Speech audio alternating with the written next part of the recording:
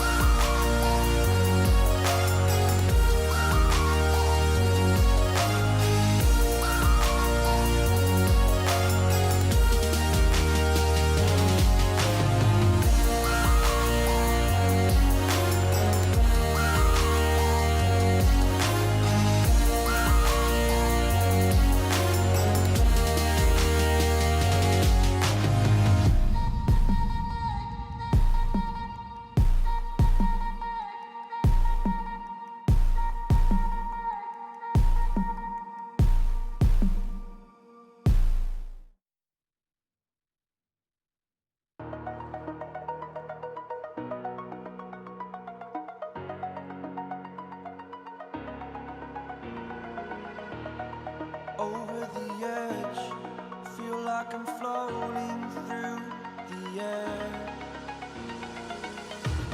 The pain I felt is paid for, all is said and done. Oh, I am restricted, fixed upon the web. I need to kick the habit that my mind is breathing in. Break out, I've got to see.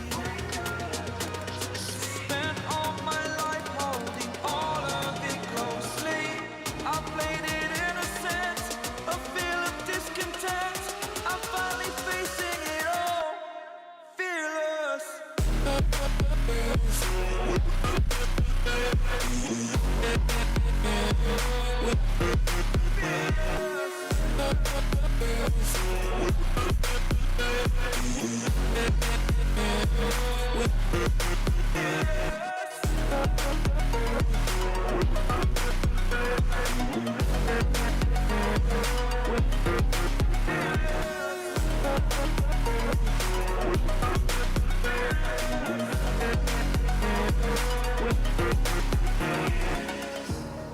Burning the bridge that keeps us.